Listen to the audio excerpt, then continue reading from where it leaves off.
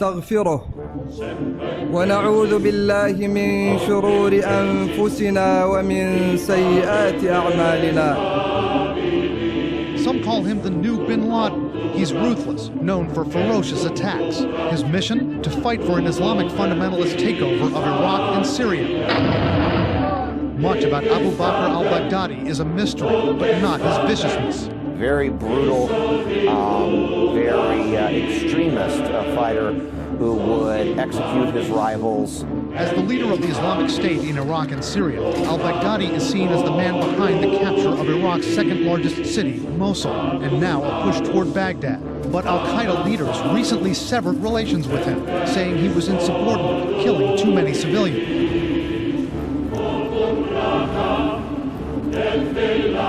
إن الحمد لله نحمده ونستعينه ونستغفره ونعوذ بالله من شرور أنفسنا ومن سيئات أعمالنا. من يهده الله فلا مضل له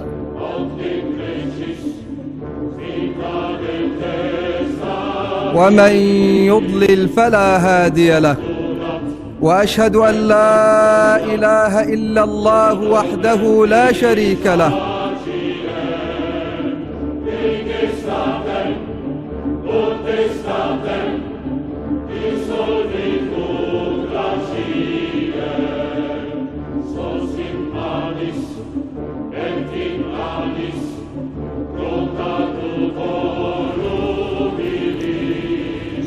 إن الحمد لله نحمده ونستعينه ونستغفره ونعوذ بالله من شرور أنفسنا ومن سيئات.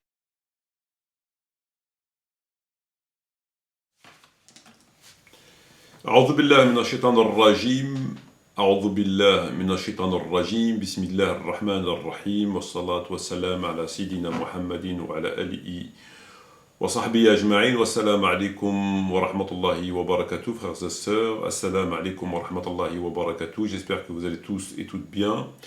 Heureux de vous retrouver afin de partager avec vous cette nouvelle et présente vidéo dans laquelle nous allons évoquer la question du califat et plus particulièrement la question du califat de Abu Bakr al-Baghdadi. Bonsoir à toutes les personnes n'étant pas de confession musulmane qui écouteraient pour X ou Y raison cette présente vidéo. Alors, frères et sœurs, dans cette vidéo qui s'intitule « Bien joué », nous allons donc évoquer la question du nouveau calife, Abu Bakr al-Baghdadi, lequel s'est déclaré récemment comme le calife des musulmans et a demandé aux musulmans du monde de lui prêter serment d'allégeance et donc de lui obéir. Alors frères et sœurs,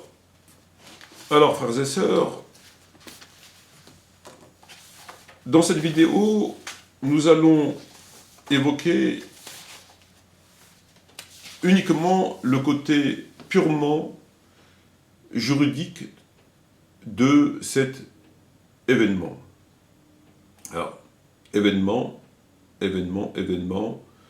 terme événement s'est invité dans cette vidéo, entre guillemets, vraiment par hasard, puisque, comme nous allons le voir, nous allons nous servir d'une vidéo qu'a réalisée Ahmed Moualek, dans laquelle il évoque donc le même sujet, et malheureusement pour lui, il s'avère qu'il a un très gros problème avec le terme événement.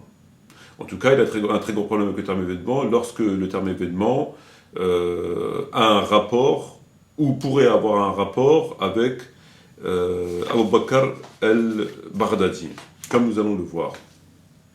Ce qui m'a amené, puisque je viens de le faire il y a à peine 20 minutes, ce qui n'était pas du tout prévu, ce qui m'a amené à Tariq Ramadan, puisque Tariq Ramadan, étrangement, a eu aussi un très gros problème, au moins aussi gros que Ahmed Moualek, avec le terme événement. Mais lui, ça ne concernait pas Abu Bakr al-Baghdadi, ça concernait Ben Laden, rahimahullah. Il y a eu un très gros problème, comme nous allons le voir. C'est très très très intéressant, puisque c'est très révélateur. Et c'est très révélateur et c'est pas étonnant puisque vraisemblablement Ahmed Moualek est fan de Tariq Ramadan. Donc il n'est pas étonnant de voir des similitudes dans les deux personnages. C'est profondément pervers. J'en suis... Là, j'ai un petit peu le sourire, parce que ça vient de... C'est nouveau, quoi, je viens de le découvrir. En tout cas, en rapport avec Tariq Ramadan, c'est vraiment très révélateur.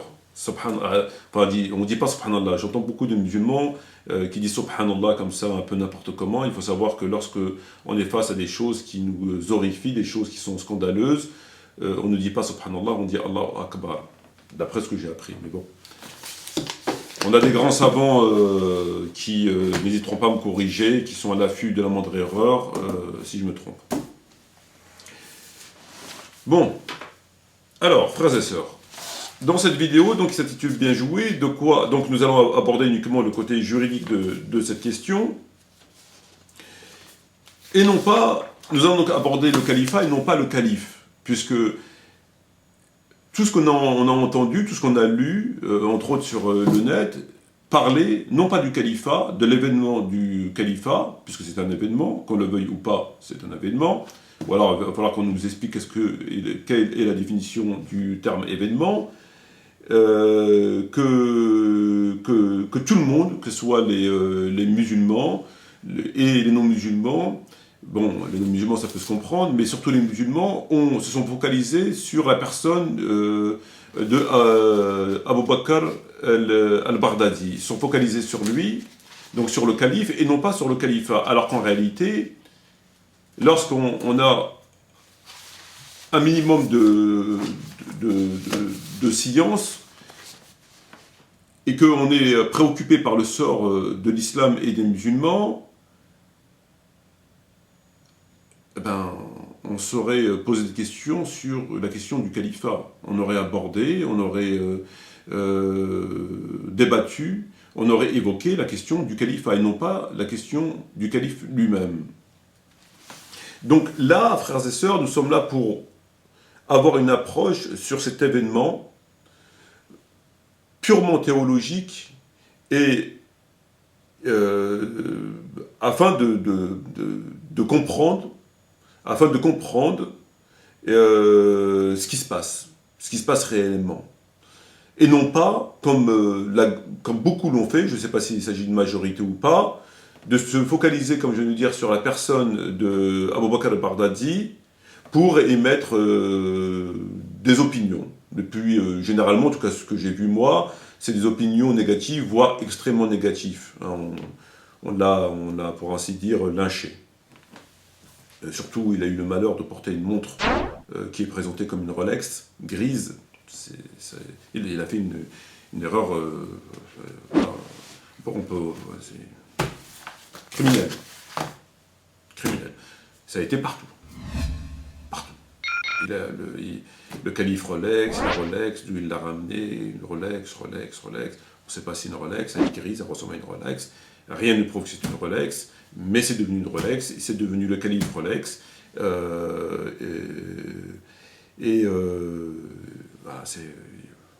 il aurait dû faire attention à sa montre. Voilà. Moi aussi, quand je vais mettre une montre, je vais faire attention qu'elle n'a pas un bracelet qui puisse ressembler à une Rolex. C'est quand même incroyable, mais ça s'explique. Tout cela, comme nous allons le voir, s'explique. Tout cela s'explique. C'est pas issu, c'est pas le fruit d'une démarche, enfin, c'est vraiment, ça s'explique. Alors, Abu Bakr al-Baghdadi, donc deux mots sur le personnage, il serait né en 1971, il figurait en 2011 parmi les 3 terroristes les plus recherchés du gouvernement des États-Unis d'Amérique, lequel offrait, ou offre, je ne sais pas si si c'est encore valable, donc je ne sais pas, offrait ou offre, en tout cas en 2011, 10 millions de dollars pour sa capture. Il n'est pas précisé si sa capture mort ou vif, s'il le voulait vivant, wanted, ou même mort, qu'on le traîne par les pieds jusqu'à la Maison Blanche. 10 millions de dollars. 10 millions de dollars pour toute personne qui ramènerait Abu Bakr al-Baghdadi, pieds et poings liés, à la Maison Blanche. Alors je ne sais pas si c'est valable ou pas, bon, peu importe. Il faut quand même reconnaître que pour quelqu'un qui est recherché par la première puissance militaire de la planète, qui est recherché depuis 2011, vraisemblablement, ils ont du mal à le trouver. Vraisemblablement, ils ont dû le trouver, alors que bon, il est là-bas au fond à droite. Mais bon. Alors, je vous dis d'avance, frères et sœurs, il ne faut surtout pas compter sur moi pour attenter à l'honneur des uns et des autres. Ça, c'est quelque chose qui est très clair. Je ne le connais pas. Il ne me connaît pas. Il a été certes en prison. On n'a pas été dans la même prison. Il a fait 4 ans de détention. On ne s'est pas croisé dans un cours de promenade. C'est pas mon ami sur Facebook. Je l'ai pas en ami. Il m'a pas en ami. Donc je ne comptais surtout pas sur moi. Donc en conséquence de quoi, faut pas compter sur moi pour spéculer sur son honneur, sur l'honneur des uns et des autres. Je ne mange pas de ce pain-là. Et pourquoi je précise cela parce que ça a été fait de façon choquante, comme nous allons le voir sur le net, et surtout par des gens que je considérais comme, entre guillemets, des islamistes, c'est-à-dire ayant une proximité, que ça vienne de Tariq Ramadan, que ça vienne de Dali Boubaker, c'est normal. Le contraire nous aurait étonné, mais que ça vienne de gens qui sont pour le djihad, pour le califat, etc., franchement, ça m'a vraiment étonné. Mais on va voir tout ça en détail. On va rentrer dans le fond du sujet, Inch'Allah. Donc, voilà. Donc, moi, je ne suis pas là pour... je ne vais pas sauter sur cette espèce de contradiction que je vous ai dit, le fait qu'il a été recherché en 2011 et considéré parmi les 3 terroristes les plus recherchés de la planète pour 10 millions de dollars et qu'il est en liberté et que personne ne va le chercher, ce qui voudrait dire,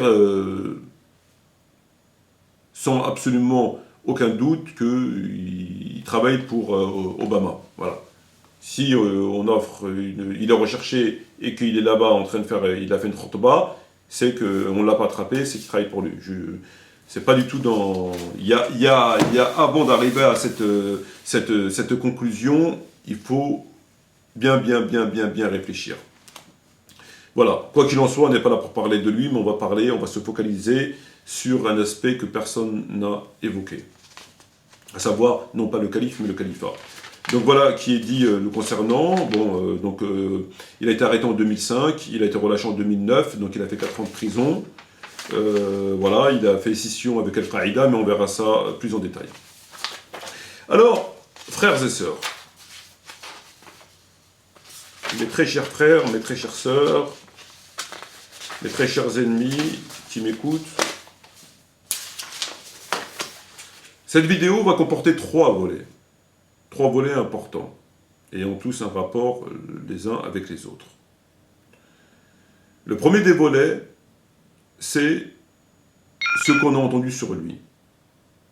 Ce que les musulmans, et ce que aussi des leaders, et quand même des leaders d'une certaine envergure, quand je dis envergure, je parle envergure entre guillemets, prédicateurs islamiques, etc., ont dit sur lui, comment ils sont positionnés par rapport à lui. Le deuxième des volets, c'est sur le terrain. Qu'est-ce qu'on lui reproche sur le terrain? Et enfin, le troisième des volets, c'est le plus important.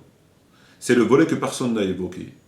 Puisque tout le monde, comme j'ai dit, a parlé sur lui, et non pas sur le califat et sur le discours. Son discours qu'il a tenu, il a une importance capitale. Et c'est pourquoi que, quelque part, le fait qu'il s'est déclaré, qu'il s'est autoproclamé comme ça calife, ça a pu sembler à certains comme la personne un peu illuminée qui vient, il est rien, il se autoproclame calife, il demande comme ça aux musulmans de faire allégeance, voilà, c'est un peu prématuré, on va dire ça comme ça. Ça ne l'est pas du tout, comme on le verra, que tout cela est bien réfléchi et ça a un rapport direct avec la suite des événements et avec la charia, comme nous allons le voir. Alors, pour le troisième volet, frères et sœurs, il y a un certain nombre de questions qui ils ont été extraites de son discours, en rapport avec son discours, et qui sont essentielles, et en réalité c'est sur cela que nous autres musulmans, à la recherche de l'intérêt de l'islam, à la recherche de la vérité, à la recherche on doit s'interroger. Et on doit s'interroger. Mais on va quand même reprendre un petit peu les critiques qui ont été formulées ici et là, afin de ne pas se focaliser sur un aspect en occultant complètement l'autre aspect, etc. Puisque on sait ce qu'on lui reproche et il est tout à fait normal qu'on en parle et on essaye d'y voir un petit peu plus clair. À savoir, est-ce que ces critiques sont fondées et comment on doit se positionner par rapport à ces critiques. Alors, les questions que l'on doit se poser sur le troisième volet, donc sur le volet du fond, à savoir pourquoi a-t-il repris les propos d'Abu Bakr radhiyallahu anhu, donc le premier calife, lorsque lui-même a été calife après la mort du prophète Mohammed alayhi salam. Nous savons qu'il a tenu ces fameux propos dans lesquels il disait je ne suis pas le meilleur parmi vous, aidez-moi, si je me trompe, corrigez-moi, et sinon aidez-moi. En substance, hein. Il a repris exactement les mêmes propos. Il s'est autoproclamé calife. Il s'est autoproclamé calife comme ça. Donc il est venu comme ça, personne ne l'attendait, et il a dit voilà, c'est moi à présent le calife, et je demande aux musulmans de me prêter serment d'allégeance et de m'obéir. Alors là, bien sûr, bien sûr qu'on peut penser que c'est l'œuvre d'un illuminé, comme ça, qui arrive, il est rien, on ne connaît pas, il est rien, et il a une certaine puissance de feu, il est entouré d'un certain nombre de personnes, mais quand même, ça semble quand même excessif, démesuré, que de venir et de se prétendre calife des musulmans et demander aux musulmans du monde de lui obéir. Mais en réalité, frères et sœurs, c'est derrière qu'il faut trouver la raison de ce propos. Et nous sommes là pour s'en expliquer, pour justement analyser cela. Il est loin d'être l'idiot du village. Il est très loin d'être l'idiot du village. Et aussi, on sait aussi qu'il se dit descendant du prophète Mohammed alayhi salam. Ce qui est peut-être vrai, ce qui est peut-être faux, on n'en sait rien du tout, peu importe, mais en tout cas, il se dit descendant du prophète. Et là aussi, ça a une importance qui va dans le même sens que de le reste de ses propos. Et donc, il a demandé aux musulmans de lui faire allégeance. Pourquoi il demande aux musulmans du monde de lui faire allégeance?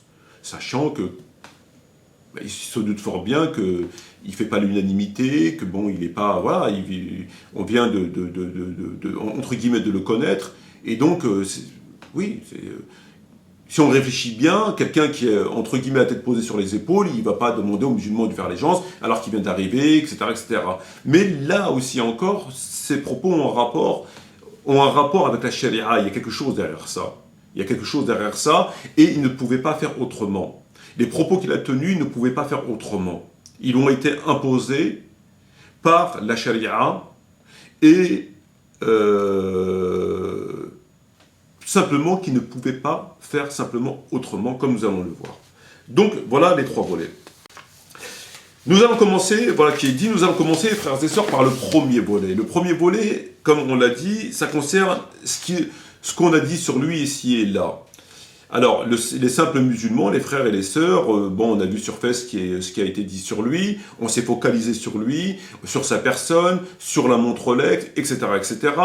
Et moi, à mon niveau de ce que j'ai pu lire et ce que j'ai pu entendre, notamment dans la vidéo de Ahmed Moualek, bon, c'est pas une référence, mais si je l'ai pris, je vais m'expliquer pourquoi j'ai pris sa vidéo, c'est que du négatif. Et voilà, il n'a pas été épargné, on l'a entre guillemets lynché.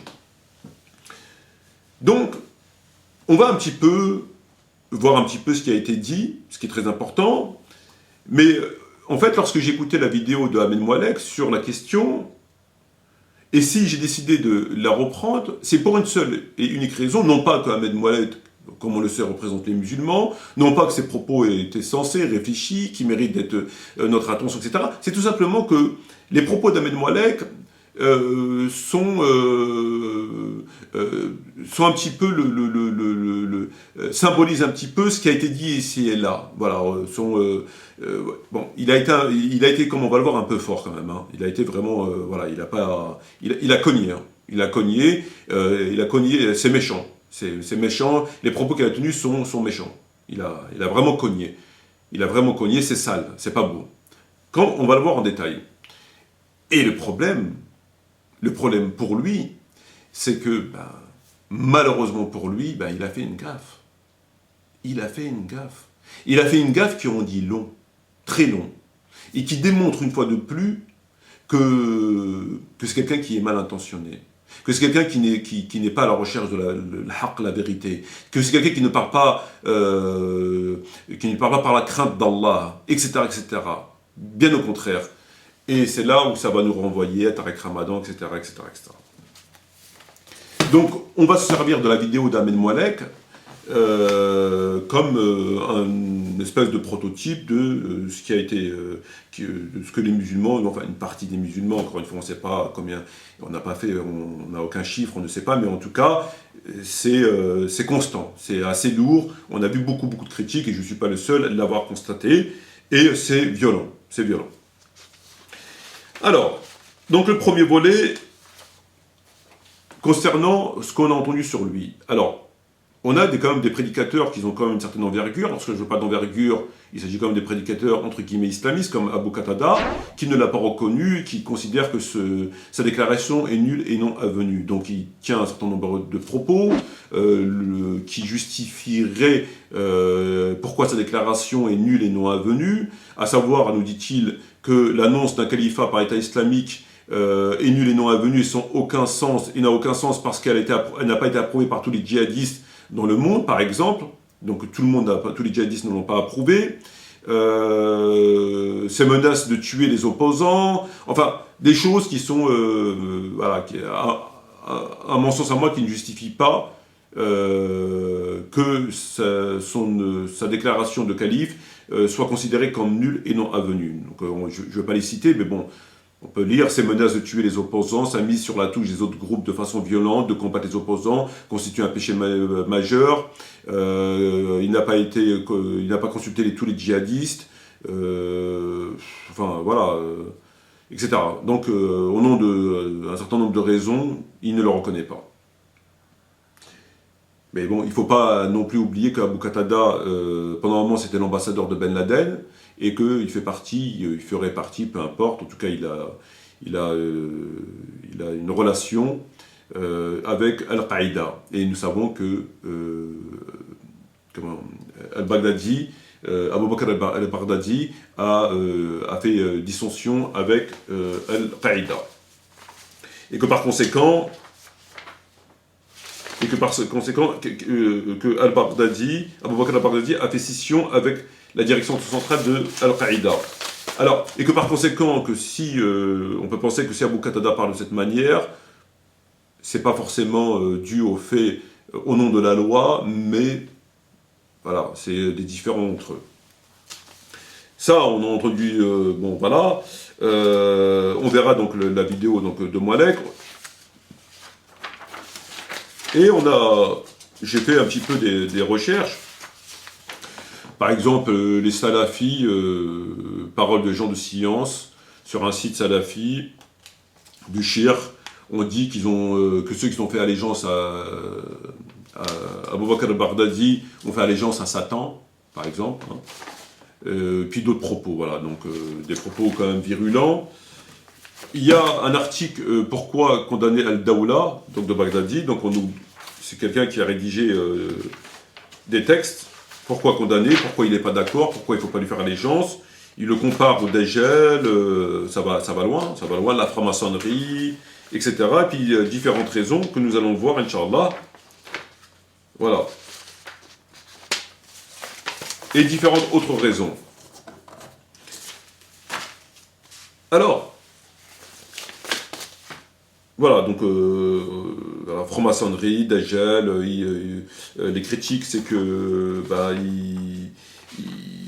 voilà, on n'est pas d'accord avec lui, tue des musulmans, la Rolex, il ferait partie ça serait un agent des Américains, sionistes, on m'a dit même juif, d'autres m'ont dit chiite, c'est un chiite, il y a quelqu'un qui m'a dit que c'était un chiite, etc. Donc des critiques. On a vu aussi circuler une photo où on l'avait désigné comme étant dans une assemblée où il y avait un politique américain, de mémoire c'était McCain, si ma mémoire est bonne, Et on disait, voilà, donc il est avec lui, regardez, il est là, c'est un agent, etc., etc. Ça a été repris par le libre penseur, lui-même a été dans ce sens. Il y a Thierry Messant qui a été interviewé par Radio El Manar. Monsieur Thierry Messant, vous êtes écrivain, journaliste français, vous vous trouvez actuellement à Damas, capitale syrienne. Je vous remercie infiniment d'avoir eu la gentillesse d'accorder cet entretien à la radio francophone iranienne. Monsieur Messant. Pourquoi? Parce que les États-Unis sont les donneurs d'ordre de l'émirat islamique. Et ceci est désormais prouvé d'une manière certaine, puisque nous avons des photographies montrant le prétendu calife des croyants d'Irak, là, monsieur al-Baghdadi, à l'époque, il y a un an, où il était non pas considéré comme un extrémiste religieux, mais au contraire, comme un modéré responsable de l'armée syrienne libre, et que, en tant que responsable de l'armée syrienne libre, il recevait à Idlib le sénateur John McCain. Donc, il est très facile de vérifier que ceci est depuis le début une manipulation des États-Unis. Il a dit la même chose, regardez, c'est un agent, etc., etc. Il s'est avéré que c'était pas lui sur la photo. Bon.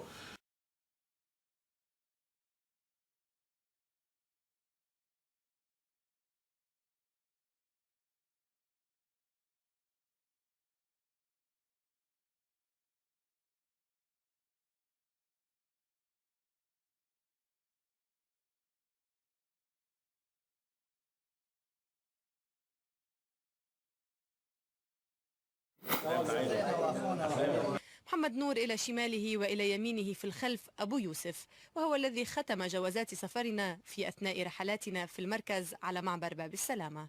ولأن الحدود التركية عند كيلس هي الأكثر تسهيلا لمرور أعضاء العصابة وكل من يريد زيارة سوريا، فإن الزيارات الغربية غالبا ما تتولى مجموعة باب السلامة أعزاز مراسمها. Donc il y a eu, ce qu'on sait, donc des critiques extrêmement virulentes, des accusations dans tous les sens. Et au nom de toutes ces accusations, etc., il faut pas lui, voilà, il faut le mettre sur la touche. C'est pas quelqu'un de valable.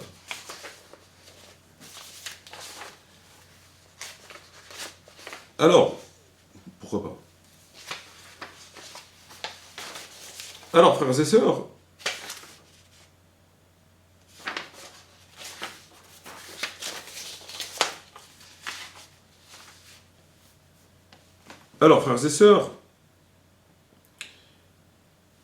voilà ce que certains ont dit sur lui.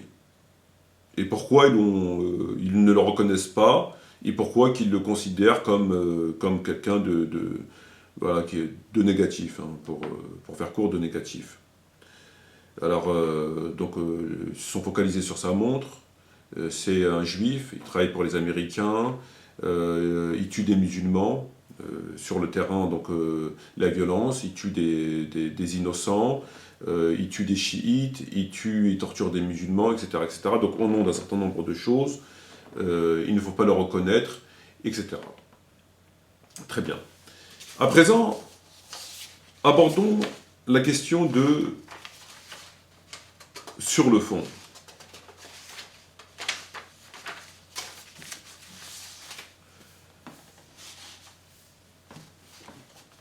Et c'est ce qui nous intéresse.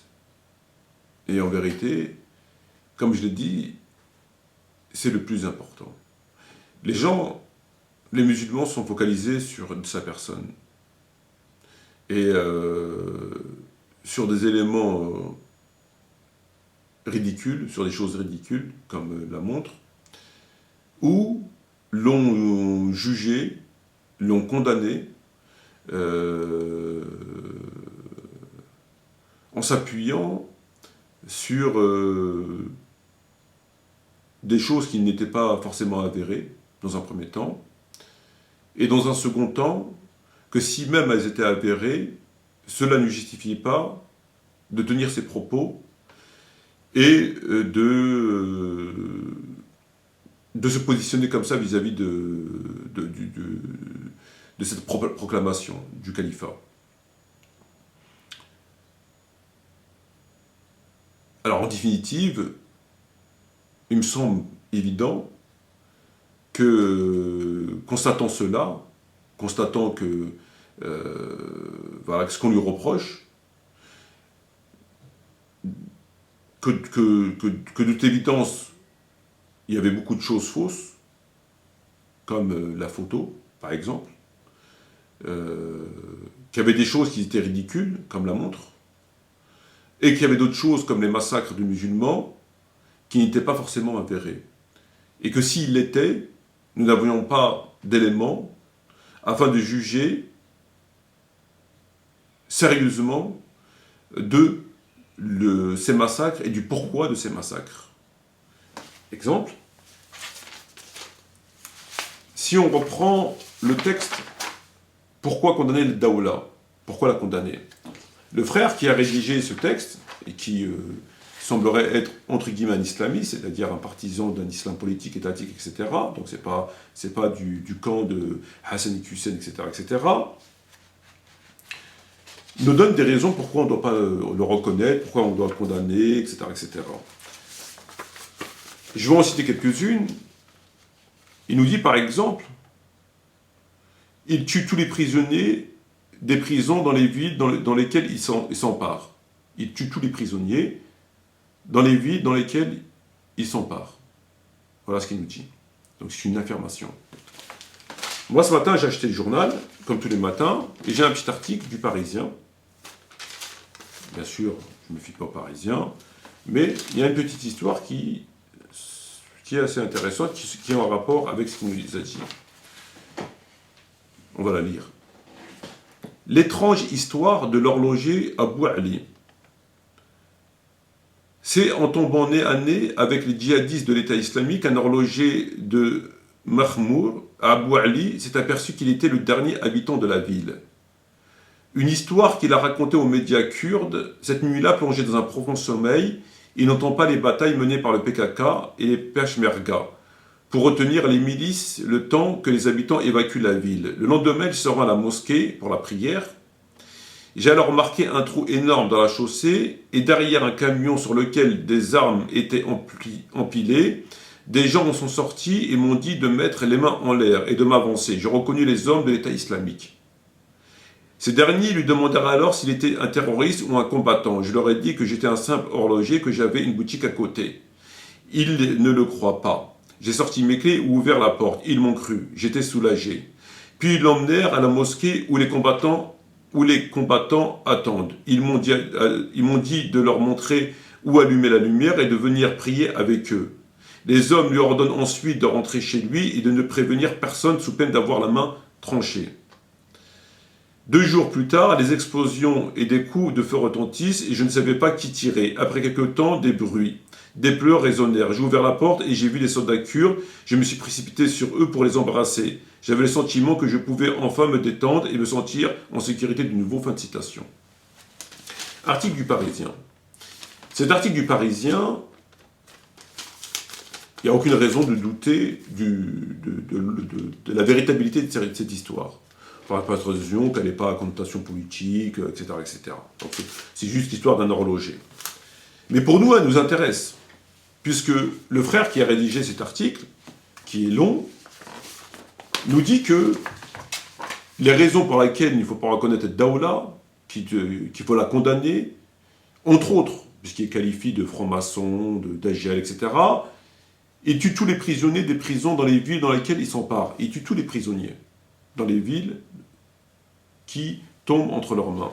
Il s'avère que ce petit horloger, Abou Ali, n'a pas été tué. Celui-ci n'a pas été tué. Alors, c'est peut-être une exception. C'est une exception. Peut-être qu'il a eu de la chance. Peut-être parce qu'il était horloger. Et que la Daoula aime bien les horlogers. Peut-être, pourquoi pas. En tout cas, il n'a pas été tué. Lorsqu'on nous dit cela,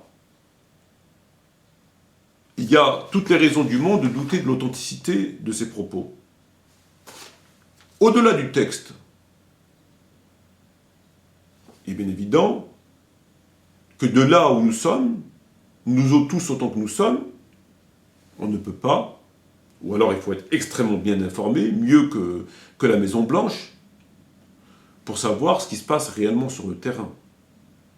Ça me semble évident. Lorsque le frère dit systématiquement tous les prisonniers, les gens qu'ils arrêtent, etc., il est évident que la personne parle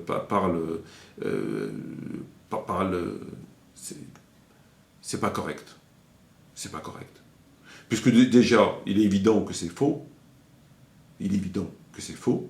Et de deux, il est impossible, d'où il est, probablement en région parisienne, de savoir ce qui se passe exactement ailleurs. Entre autres, en Irak, en Syrie. C'est impossible. De même que toutes les personnes qui ont critiqué, tant sur la montre, non seulement c'est une critique qui est plus que ridicule, c'est un événement, mais on ne s'arrête pas à l'événement, on s'arrête à la montre. On ne s'arrête pas à l'événement. Le califat est de retour. Non. C'est pas ça qui nous intéresse. C'est la montre. C'est grave. Il porte une Rolex. Vous vous rendez compte? Il porte une Rolex. Et encore, on n'en est pas bien sûr. C'est une montre grise. Moi, bon, ça va, elle n'est pas grise. D'accord? Mais c'est une montre grise. Donc, c'est une Rolex. Et c'est grave, ça le discrédite. Comment un calife, d'ailleurs, on l'appelle maintenant le calife de la Rolex. Comment un calife peut-il porter une Rolex, voyons? Où on a parlé d'autres aspects, d'autres choses. La Rolex, la photo, qui s'avérait être fausse, tout le monde a sauté dessus. C'est un agent de Mossad, FBI, CIA, c'est un juif, c'est un chiite, on a tout entendu. On a tout entendu, en passant par les massacres, la violence, les tortures, les massacres des musulmans, des chrétiens, de tout le monde. Des chats, des souris, de tout le monde. Cependant, nul n'a apporté la preuve de ces affirmations. Nul n'a apporté la preuve. Nul n'a apporté la preuve. Tant sur le ridicule de la Rolex, personne n'est venu le ramener avec la facture, ou il est parti lui demander ce qu'il avait au poignet. Personne. Tant sur ce que le frère a dit, tue tous les prisonniers, personne ne sait ce qui se passe sur le terrain. Personne ne sait ce qui se passe sur le terrain. Personne ne sait ce qui se passe sur le terrain. Et s'il y a eu des massacres qui se sont déroulés, on n'en sait strictement rien sur le pourquoi du comment. On sait qu'il y a eu des massacres, on sait qu'il y a eu des choses qui ne sont pas acceptables. Est-ce que c'est systématique? On n'en sait rien. On n'en sait rien. Cependant, c'est réglé, c'est une ordure, c'est une pourriture, comme l'a dit Moualek, etc., etc., au nom de ça, de là où on est. C'est quand même terrible. C'est quand même terrible.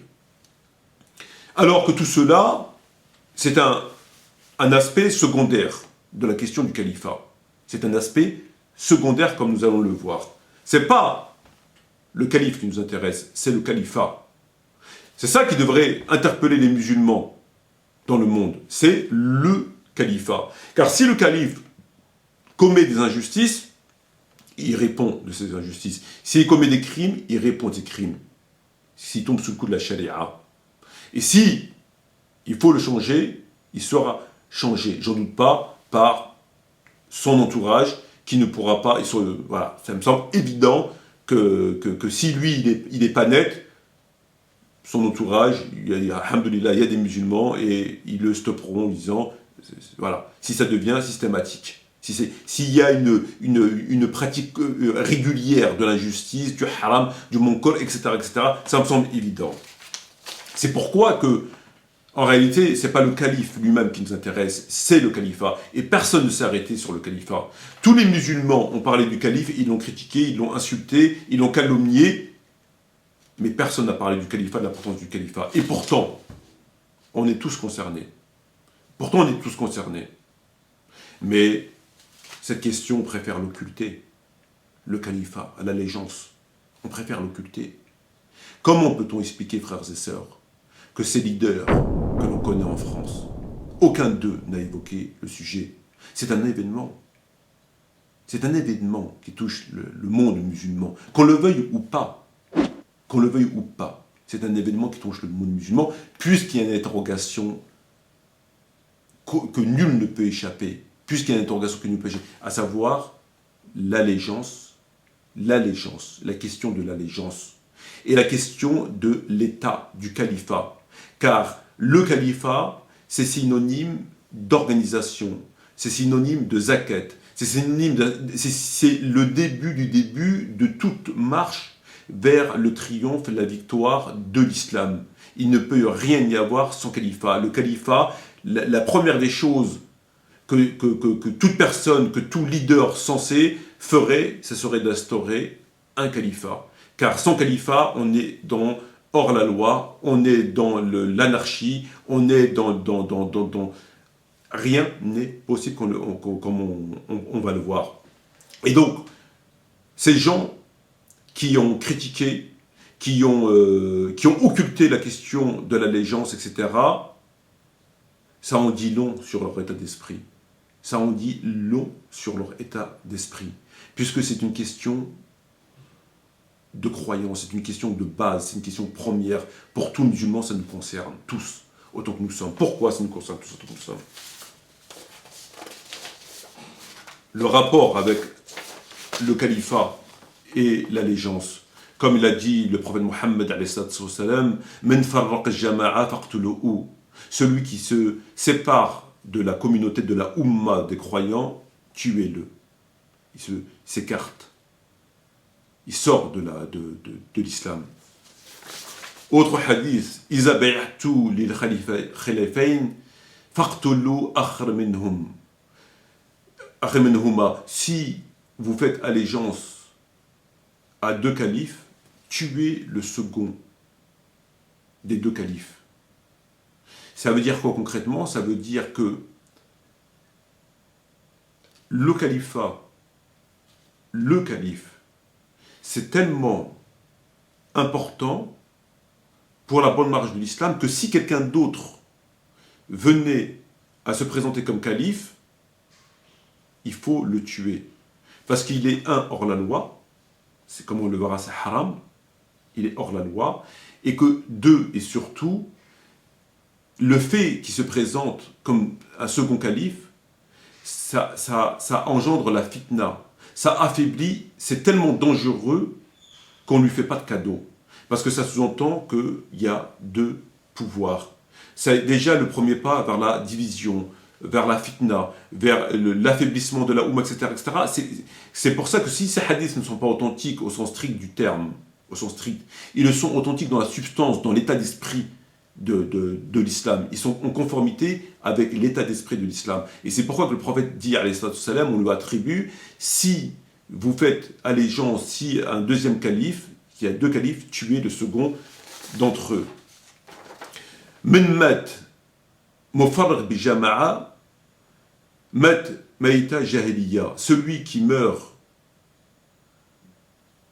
écarté en dehors de la Ummah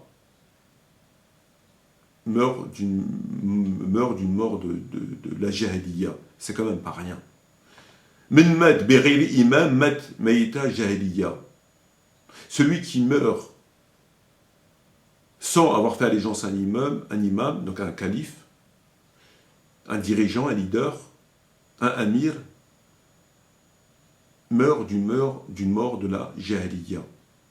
Et ça, en fait, frères et sœurs, vous avez des centaines de hadiths en ce sens, et que il n'est même pas question de discuter de l'authenticité ou pas de ces textes. Puisque, comme je viens de le dire, même s'ils ne sont pas authentiques au sens strict du terme, ils sont dans l'état d'esprit, la substance. Comme on peut le voir dans le hadith de Muslim.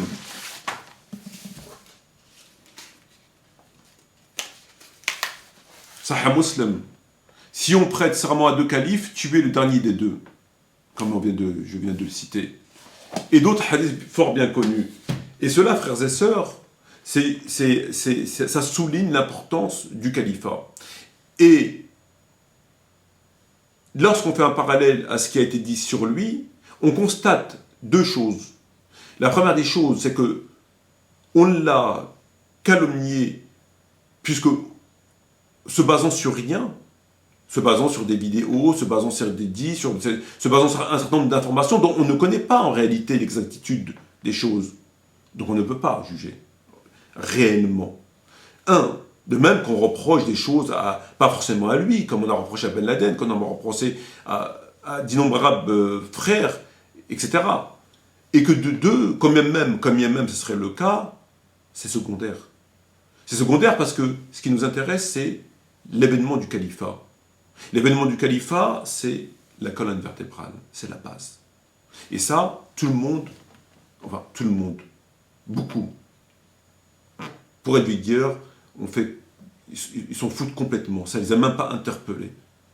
Voilà. Ce qu'ils interpellaient, c'est la Rolex, c'est pas un bon calife, c'est un hérétique, c'est un étudiant musulman, etc., etc. Hop, poubelle, on jette à la poubelle. Le califat, le côté positif, la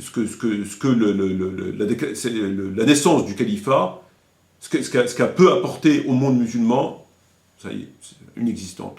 Il n'est pas bon, on jette tout. On considère qu'il n'est pas bon, on jette tout. Lui et le califat. Plus besoin, allez, tout poubelle. Il n'y a plus rien à voir au suivant. Comme on l'a fait pour Ben Laden. Comme on l'a fait exactement pour Ben Laden. Étrangement, pour Ben Laden, on a fait exactement la même chose. Agent de la CIA, FBI, manipulé, infiltré, etc., terroriste, etc., On a fait exactement la même chose. Exactement la même chose. Alors, il va sans dire qu'en réalité, le fond du problème, en réalité, c'est que les musulmans ont un problème avec l'autorité. Les musulmans ont un problème avec l'autorité. Il faut croire qu'ils préfèrent vivre en conformité avec ces hadiths, c'est-à-dire sans faire allégeance, mourir d'une mort de la jahiliya, etc., etc. Ils préfèrent ça que chercher à marcher vers le califat. Les musulmans ont un problème avec l'autorité, ils ne veulent pas d'autorité. Ils ne veulent pas d'autorité musulmane. Ils ne veulent pas de califat. Et c'est pourquoi, systématiquement, tous les leaders, que ce soit lui ou Ben Laden, avant lui, ou d'autres, sont systématiquement critiqués, calomniés, etc. parce qu'ils ne veulent pas en réalité. C'est ça le problème. En tout cas, pour une grande partie des musulmans dans le monde, et plus particulièrement ceux qui vivent en Occident. C'est ça, en vérité. Le problème, en vérité, il est là.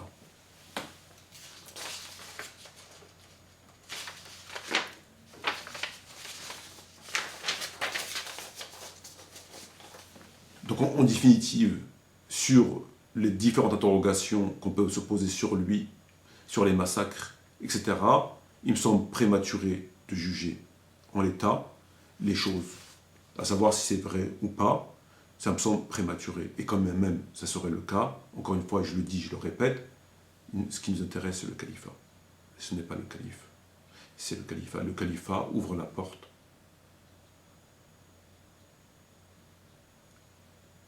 à l'espoir. Sans califat, il n'y aura rien. Sans califat, il n'y aura rien. Le califat ouvre la porte à l'espoir.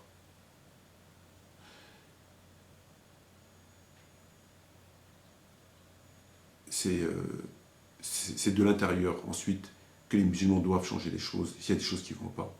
Et il y a forcément des choses qui ne vont pas.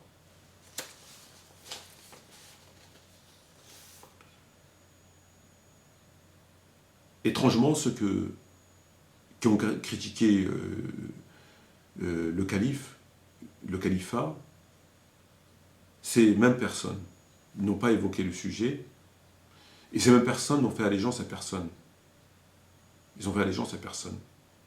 Et étrangement, ces gens n'évoquent jamais le sujet. Ces gens n'évoquent jamais le sujet. Jamais. Ça ne fait pas partie de leur rhétorique, de leur démarche. Ils évoquent les sujets qu'on le connaît, mais c'est étrange, ils n'évoquent pas le sujet. Jamais. Ils n'ont aucun imam, aucun calife, aucun émir, ils n'ont pas d'autorité. Ça n'existe même pas dans leur état d'esprit, dans leur tête. Ça n'existe même pas. Alors, il faudrait qu'ils nous donnent la recette. Parce que moi, lorsque je lis ces hadiths que je viens de lire, ça me fait peur. C'est quand même pas rien. Donc j'essaye de me réformer, j'essaye de m'éloigner de cette condamnation. Mais eux, ils ont critiqué, commencé le califat, ce califat. Ils ont fait allégeance à aucun calife, aucun dirigeant, ils n'en ont aucun. Ils n'en parlent jamais et ils le vivent parfaitement bien, dans la joie et la bonne humeur. Comment cela se fait-il? Comment cela se fait-il? Donc ils n'ont aucune considération pour ce que le prophète Mohammed a dit. Pour eux, ça n'existe pas. C'est même pas un détail. Ils sont plus préoccupés par de quel côté on doit dormir, est-ce que c'est halal voilà les sujets qu'on connaît. Qu'on a déjà un kebab à deux, Mars, Saturne, voilà. C'est quand même étrange.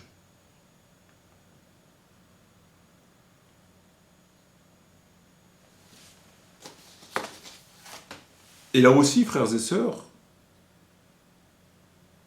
il n'y a plus de maslaha. Je parle de ici taswit al-intikhabat lil maslaha. Ben voilà, c'est tout bête, c'est une histoire de maslaha. Ici, si une personne nous dit il n'y a pas d'intérêt, parce qu'ils sont tous corrompus, ou alors on peut entendre des paroles comme chez les musulmans ou les non-musulmans, ils sont tous des débauchés, ou ils sont tous des menteurs, ou ils sont tous des égarés, ou ils sont tous des pervers, ou ils sont tous... Et continuez avec moi. Nous dirons, ceci n'est que pur mensonge. Ceci n'est que pur mensonge. C'est une règle en islam, ahwanu sharrayn, akhafu dararayn, le moindre mal, la politique du moindre mal. Oui. Donc ici, ce n'est pas la question de savoir est-ce qu'il y a un pieux parmi eux, ou il y a une personne qui suit le chemin d'Abu Bakr radiyallahu anhu arda. Maintenant quelqu'un va nous dire, bon, mais pour qui voter? Moi je reste ici sur mes positions, que même si je choisis le moins mauvais, donc si je choisis le moins mauvais, il restera toujours très mauvais pour la religion. Pourquoi? Parce que ce n'est pas un pieux vertueux musulman qui suit le chemin d'Abu Bakr radiyallahu anhu arda. Nous disons khata, c'est une erreur. Il n'y a plus de maslaha. C'est incroyable. Là, on ne cherche pas à faire le choix du moins pire. Il n'y a plus de maslaha. Là, on pourrait tirer maslaha. C'est vrai que d'un côté, on peut reprocher un certain nombre de choses avec quoi sur quoi on n'est pas d'accord, avec lui, avec ce personnage, c'est vrai. Néanmoins, c'est le retour du califat, c'est la base même, c'est le premier pas pour justement commencer à construire, parce qu'il est évident que s'il s'est déclaré calife, c'est qu'il n'avait pas le choix. Comme on va le voir, c'est qu'il n'avait pas le choix. On ne peut pas aller de l'avant s'il n'y a pas d'autorité. C'est impossible. C'est impossible. Alors, à défaut d'avoir l'autorité, l'ange calife, le parfait, comme l'avait été le prophète Mohammed sallam, on peut quand même être indulgent. Mais il est évident, frères et sœurs, qu'on ne peut rien faire et qu'il était obligé de se déclarer calife. Pour l'organisation, pour tout. Tout simplement pour tout. Tout simplement pour tout. On se déclare calife, il y a un dirigeant, il y a une organisation, il y a un trésor public, il y a et on va de l'avant, en réformant les choses de l'intérieur s'il y a des choses qui ne vont pas. S'il y a des innocents qui sont tués, emprisonnés, etc., on réforme. Je doute fort qu'on a affaire à un barbare et on a affaire à un groupe composé de milliers de moudjahidines qui sont tous des barbares et qui sont tous là pour la barbarie et qui sont tous les potes du Dajjal.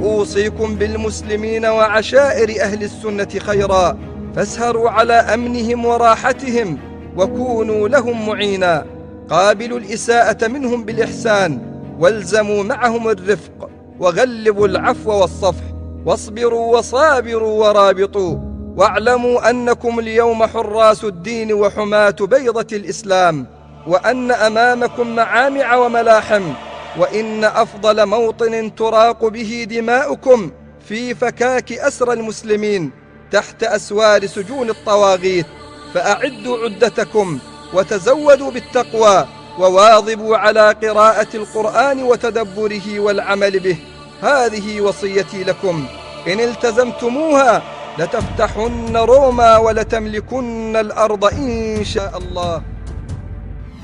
C'est tout simplement pas possible.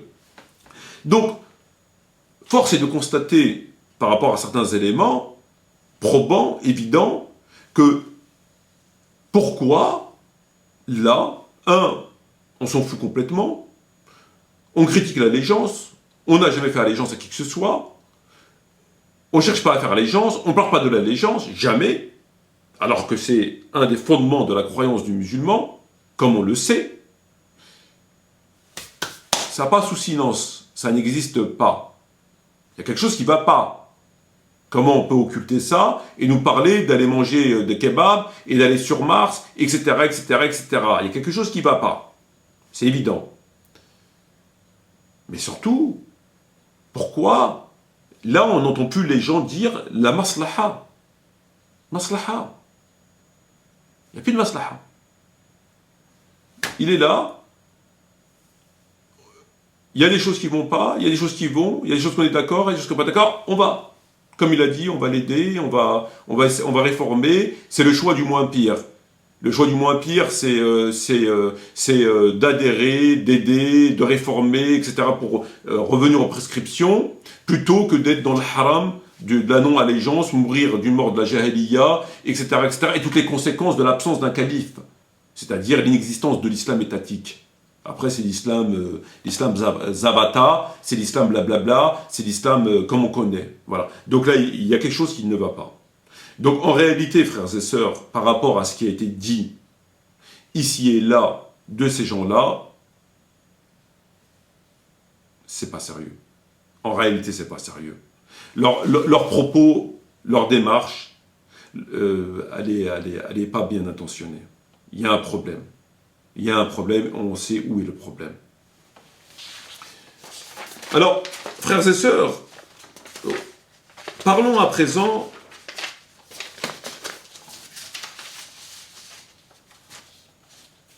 est-ce que nous allons évoquer à présent, frères et sœurs, le fond du sujet le plus important.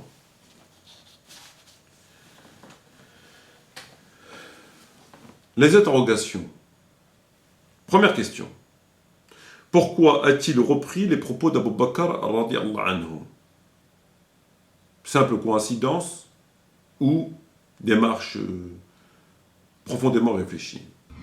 والذين يأثمون أن يأثم المسلمون بتضييعه وتغييبه وعليهم أن يسعوا دائما لإقامته وها هم قد أقاموه ولله الحمد والمنة ولقد ابتليت بهذا الأمر العظيم لقد ابتليت بهذه الأمانة أمانة ثقيلة فوليت عليكم ولست بخيركم ولا أفضل منكم فإن رأيتموني على حق فأعينوني وإن رأيتموني على باطل فانصحوني وسددوني وأطيعوني ما أطعت الله فيكم فإن عصيته فلا طاعة لي عليكم. À savoir, je ne suis pas le meilleur d'entre vous, si je me trompe, corrigez-moi, et sinon aidez-moi. Il met face, il dit au monde musulman, à nous y compris, il ne nous laisse pas le choix. Il ne nous laisse pas le choix. Pourquoi il ne nous laisse pas le choix? Parce qu'il nous dit simplement, oui, peut-être que je me trompe, Oui. Oui, peut-être que j'ai tort. Effectivement. Dans ce cas-là, je vous demande de m'aider. Et en tant que musulman, vous devez m'aider. Vous devez m'aider à accomplir mon devoir et à réformer ce qui doit être réformé et à faire ce qui doit être fait. Donc je vous demande, si vous constatez que je me trompe, que par exemple j'ai tué des musulmans, que j'ai torturé, enfin bref, ce qu'on peut lui reprocher, corrigez-moi, aidez-moi, il faut me corriger. Donc il nous le demande. Sinon, si tout va bien, aidez-moi. Aidez-moi dans ce que je fais. Ça veut dire quoi concrètement, frères et sœurs? Ça veut dire qu'on n'a plus le choix. Ça veut dire qu'on n'a plus le choix. Parce que la plupart, enfin, les gens qui le contestent, ils le contestent par rapport à quoi? Ils le contestent par rapport aux crimes, aux tortures, etc., comme on l'a vu. Mais lui, il dit à ces gens, bah, aidez-moi, corrigez-moi. J'ai tué des musulmans, j'ai fait telle chose, corrigez-moi. Donc, ces propos-là, c'est simplement des propos qui ne nous laissent plus aucun choix. On n'a plus de raison valable. On n'est pas face à la personne qui dit « c'est comme ça, c'est pas autrement, celui qui n'est pas content, qu'il aille se faire cuire un œuf. Et d'ailleurs, je le décapiterai. C'est moi qui décide, c'est moi le calife, et pour être vulgaire, je vous emmerde tous. C'est comme ça que ça fonctionne. » Non, il ne dit pas ça. Il dit ce qui a été dit. Donc, tout musulman sincère dirait quoi? Oui. Oui. D'accord. D'accord. Alors, il y a ça, il y a ça, il y a ça qui ne va pas, et donc, etc. Voilà. Donc là, c'est justement quelque chose qui forcément nous interpelle et ne nous laisse pas le choix. Alors, il faudrait demander à ceux qui trouvent une raison de ne pas le faire. Hein? Corrigez-moi, aidez-moi. Il faudrait demander, moi je n'en trouve pas. Je ne trouve pas une raison supérieure valable qui justifierait que je n'aide pas. Que je n'adhère pas à cette modestie, à cet appel à l'aide, ou l'aide dans les deux sens, dans la correction et dans l'aide pour avancer ensemble. Déjà, premier point. Le deuxième des points, frères et sœurs, c'est qu'il s'est proclamé calife de tous les musulmans. Il demande à tous les musulmans, il dit « Je suis le calife, dorénavant, obéissez-moi ». Pourquoi il a fait cela? Pourquoi il a fait cela? Il a fait cela parce que, il faut un calife. C'est, encore une fois, le départ de toute chose, obligatoirement. Le deuxième des points, c'est que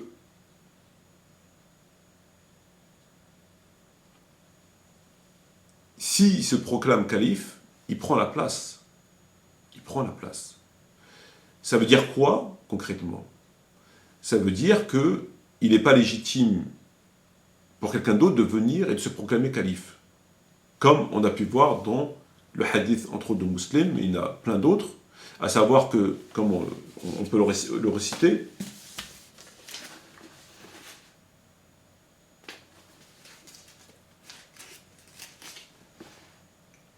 le messager d'Allah a dit, si on prête serment à deux califes, tuez le second des deux. Donc, dès lors qu'on a fait serment à un calife, plus personne d'autre peut se présenter. Donc, lui s'est proclamé calife, une partie lui ont fait serment, il a fait la déclaration officielle, donc il a officialisé son statut. On peut contester, bien sûr, hein. Moi je ne le reconnais pas, on peut dire ce qu'on veut, il n'y a aucun problème. Néanmoins, il s'est déclaré calife, il a officialisé sa déclaration, et il est pour une partie des musulmans comme le calife. Ce qui veut dire quoi concrètement? Ce qui veut dire que un autre ne peut pas venir et se proclamer à présent calife. Même au nom que celui-ci, que le précédent, bah, il n'était pas parfait, on lui reprochait ça, etc., voilà, on lui reprochait des choses. Donc, il n'était pas parfait, et puis il n'était pas reconnu par tout le monde musulman. Tout le monde musulman n'a pas reconnu. Donc moi, je viens, je suis mieux que lui, donc, etc., donc reconnaissez-moi. Alors que là, pour la même chose, On pourra aussi à lui le reprocher des choses, peut-être pas la même chose, peut-être pas la question du sang, peut-être pas ceci, mais on pourra bien sûr le reprocher des choses. Et que lui aussi, forcément, hein, comme il n'y a plus de prophète, bah, il va être contesté par d'autres musulmans. Donc on peut aller comme ça à l'infini. On peut multiplier les exemples comme ça à l'infini. Donc, ce qui veut dire quoi concrètement? Il s'est déclaré calife, il a officialisé son califat, ce qui veut dire qu'en théorie, plus personne ne peut venir se déclarer calife. Juridiquement parlant. Plus personne. La place est prise. La place est prise. Il ne peut pas y avoir deux califes. Donc lui, il l'a déclaré, il l'a fait, donc il est le calife, et plus personne ne peut prendre sa place. À part, bien sûr, pour des raisons qui tiennent supérieures, donc la personne est un agent, que c'est un mécréant, etc. Donc des choses voilà, très très lourdes qui font qu'on peut le destituer. On n'en est pas là. Donc voilà une des bonnes raisons qui fait qu'il s'est déclaré calife. Il n'a pas fait comme ça pour la forme, il n'a pas fait comme ça comme un illuminé. Voilà, il l'a fait pour prendre la place. Et conformément au hadith reconnu comme Bukhari, Muslim, etc., il ne peut pas y avoir deux califes en même temps, tuer le deuxième calife, etc., etc., etc. Voilà. Ça, c'est le deuxième des points. Il s'est déclaré descendant du prophète Mohammed alayhi salam. Et on sait que le califat, d'après des hadiths, ne peut appartenir qu'au clan de Quraysh. Donc il y a un lien entre la descendance et comme le hadith le dit,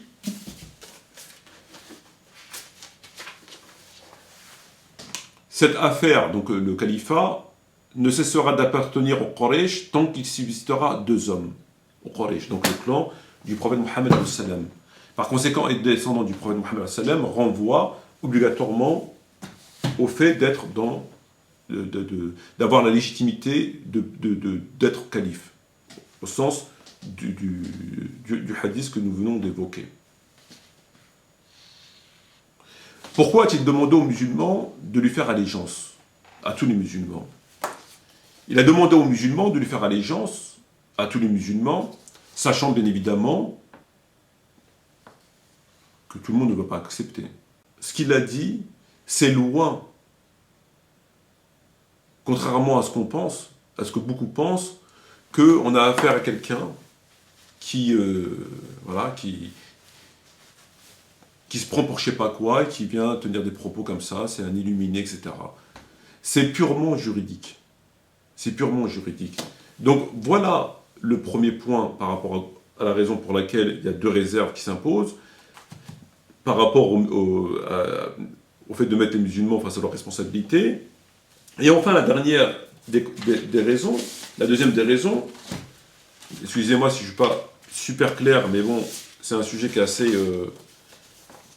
c'est que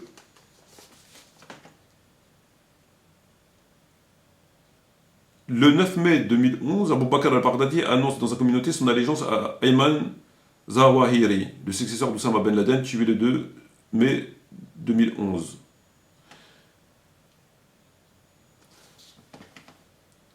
Si cette information est vraie,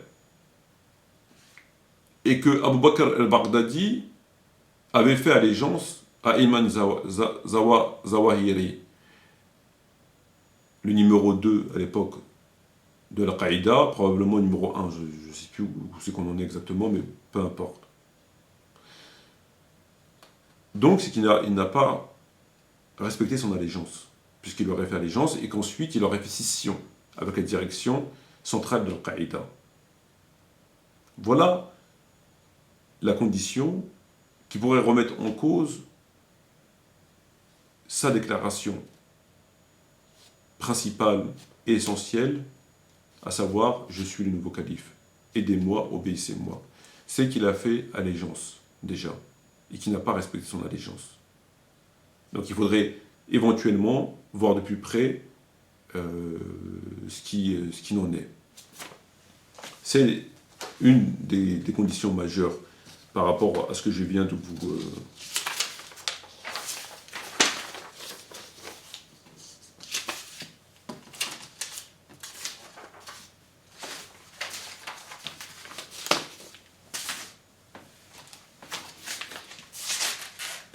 Alors, frères et sœurs, on va parler, à présent pour terminer cette vidéo, de Ahmed Moualek.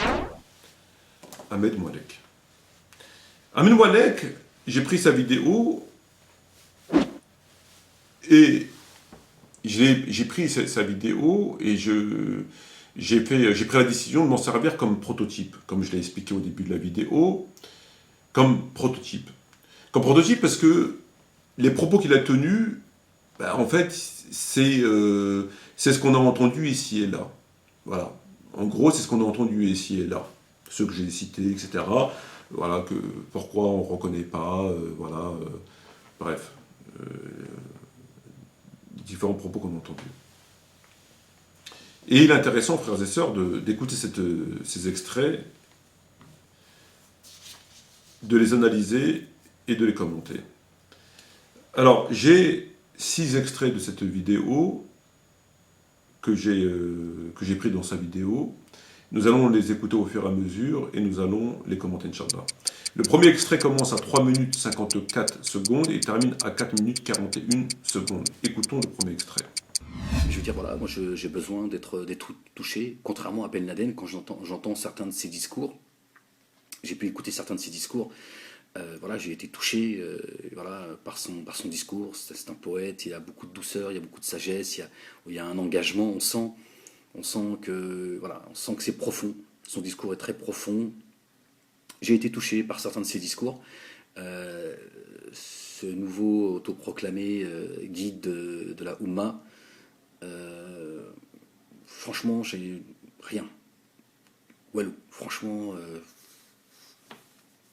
non. Je crois que même Chalgoumi, je suis plus attentif quand il parle, pour d'autres raisons, mais voilà, sans vouloir faire de l'humour. À l'écoute, frères et sœurs, de ce premier extrait, nous avons entendu Ahmed Moualek nous dire ce qui suit. Contrairement à Ben Laden, j'ai été touché. Profond, sagesse, poète. Lui, non walou. Plus attentif à Chalgoumi. Donc, qu'est-ce qu'il nous dit, Ahmed Moualek? Il nous dit que, concernant Ben Laden, il a été touché par le discours de Ben Laden, parce qu'il était profond, parce qu'il y avait de la sagesse, et il y avait de la poésie. C'était un poète. C'est bien, c'est joli. Qu'a-t-il fait dans le sens de la volonté de Ben Laden, du combat de Ben Laden? Il faudrait lui demander à Ben Moualek. Parce qu'il a été touché par le discours de Ben Laden, puisqu'il était profond, sage, etc. Mais qu'est-ce qu'il a fait dans ce sens? Il faudrait lui demander. Alors qu'il nous dit que par rapport à... il a été plus attentif à Chalgoumi. C'est quand même fort. Non pas qu'il compare Chalgoumi à Baghdadi. Merci infiniment Hassen Chalgoumi. Je rappelle votre livre Pour l'islam de France avec la collaboration de Farid Hanash, le Cherche Midi. Vous avez compris que c'est un discours qu'on n'a pas forcément l'habitude d'entendre dans la bouche d'un grand représentant de l'islam en France. Merci infiniment. Est-ce que vous pouvez, pour terminer, regarder la caméra ici et dire tout de suite d'autres infos sur la chaîne Info? Cette caméra-là. D'autres infos sur la chaîne Info. À vous. D'autres infos sur la chaîne Info. Allez-y, dites-le. Voilà, je souhaite vraiment qu'exercer l'islam de France et que la réalité, notre avenir, aura un honneur. D'accord. Mais quand même, Abou Bakr al-Baghdadi, mais quand même, il nous dit que Chalgoumi lui a fait plus d'effet que Abou Bakr al-Baghdadi. Franchement, c'est quand même osé. C'est quand même osé. Écoutons le deuxième extrait qui commence à 4 minutes 46 et qui termine à 5 minutes 10 secondes. Je vois en lui un escroc. Que Dieu me pardonne si je me trompe, mais je vous donne mon avis. Hein. Je veux dire, je crois que le sujet il est assez important. Je dirais, voilà, la situation est assez grave comme ça dans le monde musulman pour que je m'amuse à. Mais non, j'ai senti chez lui. Ça sent foireux, voilà, je vais vous le dire avec mes mots, ça sent la patate. Qu'est-ce que nous dit Ahmed Moualek? Il nous dit, je le cite, « Je vois en lui un escroc. » Je vois en lui un escroc. En lui, c'est-à-dire Abou Bakr al-Baghdadi, un escroc. Un escroc. Que Dieu me pardonne si je me trompe. Ça sent la patate. Il voit en lui un escroc. Il voit en lui un escroc. Il faudrait, frères et sœurs, qu'on m'explique comment quelqu'un qui a un atome de sincérité puisse s'exprimer de cette façon. Il considère que Abou Bakr al-Baghdadi est un escroc. Un escroc. Sur quoi il fonde sa considération, ce qu'il voit, ce qu'il croit voir, ce qu'il entrevoit, ce qu'il suppose, pour le considérer comme un escroc. Mais, immédiatement après, que nous dit-il? Il nous dit que si je me trompe, que Dieu me pardonne. Donc, il l'insulte d'escroc, il le calomnie d'escroc, sans absolument aucun élément, à rien, même pas l'ombre d'un élément, strictement rien. Donc il parle comme ça, vraiment comme ça, hein. Mais si je me trompe, que tu me pardonnes. Voilà. Voilà. Voilà où on en est. Voilà. On insulte les gens, on les accuse, on les calomnie, comme ça. Il ne nous dit pas, j'ai ça, voilà, j'ai ça, j'ai un dossier, j'ai ceci, j'ai cela, etc., etc. Non, on balance, mais si je me trompe, que Dieu me pardonne. Parce que ça, on considère que c'est tromper. On se trompe. On dit n'importe quoi. On dit n'importe quoi, on accuse. Mais on considère que si c'est faux, on s'est trompé. On s'est trompé. Moi, je pensais que se tromper, c'était se tromper. On a pensé sincèrement, sérieusement, selon des informations, selon une situation, selon un certain nombre de choses, et finalement on s'est trompé. C'est ma définition de tromper. Mais avant de se tromper, il y a des choses. Là, il n'y a rien. Il n'y a rien. Voilà. On vient et on accuse. Lui, c'est un voleur. Lui, c'est un pédophile. Lui, c'est un homosexuel. Lui, elle, c'est une prostituée. La sœur, là-bas, au fond, à droite, c'est une prostituée. Le frère, là-bas, avec la barbe, c'est un voleur. On ne connaît pas, on arrive comme ça. On arrive, tiens, puis voilà. Mais si je me trompe, que Dieu me pardonne. Voilà. Bravo. Bravo. Mais on verra pourquoi il dit tout ça.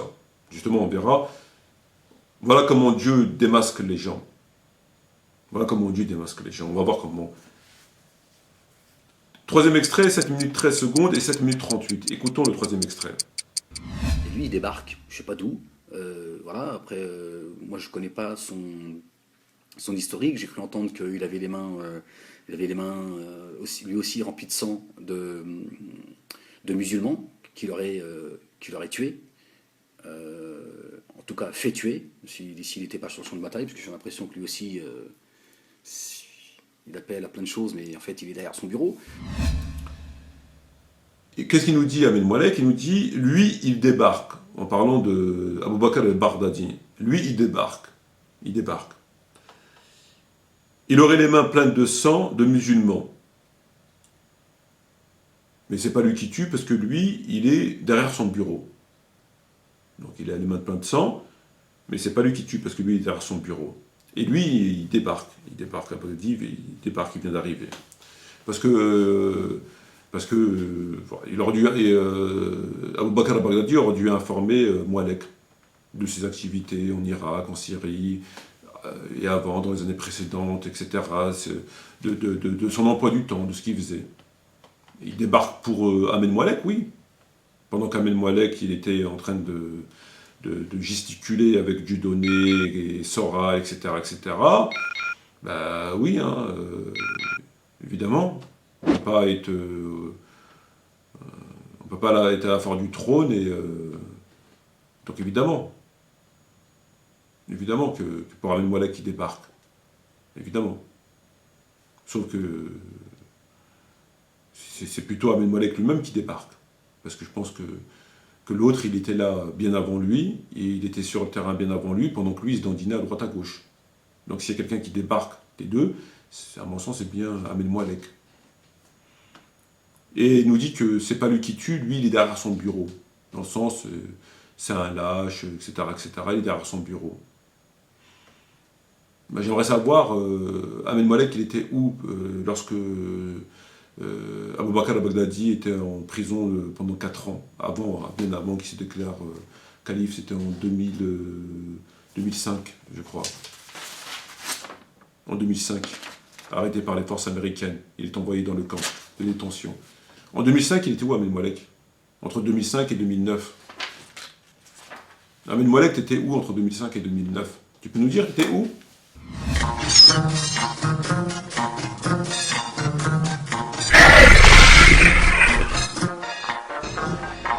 Bonjour à toutes et à tous, soyez les bienvenus, content de vous retrouver. Nous sommes aujourd'hui en compagnie de Alain Soral. Bonjour. Bonjour à tous. Ils sont là, il est là, le public. En train de faire le fanfaron? T'étais où? Pour donner une tribune aux citoyens du 9-3, Ahmed Moalek a fondé une association après les émeutes de 2005. Aujourd'hui, il ne croit plus en la politique, alors Le Pen... Je suis arrivé à un stade à la limite, qu'ils soient racistes ou pas, franchement, j'en ai rien à foutre. Parce que les autres ne le sont pas moins. Pas de raison, moi, de focaliser sur Le Pen. C'est un raciste, et puis c'est la même chose. Depuis 30 ans que vous gouvernez ce pays, moi je vois ma situation française d'origine maghrébine. C'est pas Le Pen qui m'a mis dans cette situation, qui a mis la société et toute cette frustration que une grande majorité de Français vivent. Et il était où Ahmed Moalek entre 2005 et 2009? Est-ce qu'on a des infos? Est-ce que le frère là, qui fait le montage de la vidéo peut nous donner des infos? J'aimerais bien qu'il nous fasse des petits passages. Bonsoir à tous et soyez les bienvenus, merci d'être là. Je me présente, Eric Cohen, votre nouvel instructeur. Pour savoir aussi qui il était. Et après, il va nous dire qu'il est derrière son bureau.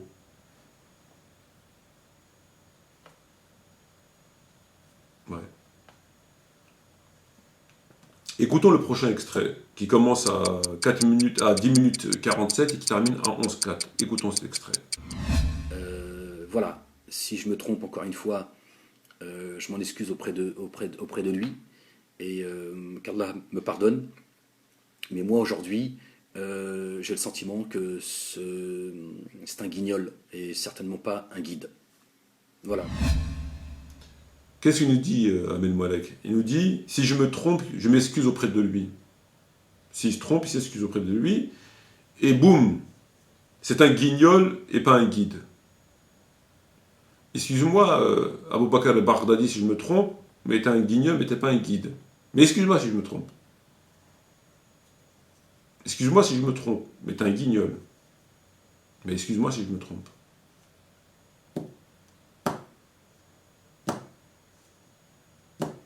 Vous voyez, frères et sœurs, moi, encore une fois, comme je l'ai dit,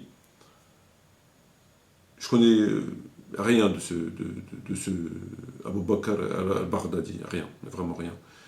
Je sais, je connais ce que je lis ici et là, ce que j'ai entendu ici et là, comme tout le monde. À part, seuls les gens qui sont sur le terrain ont des informations sérieuses, et encore pas tous, et encore pas tout le monde.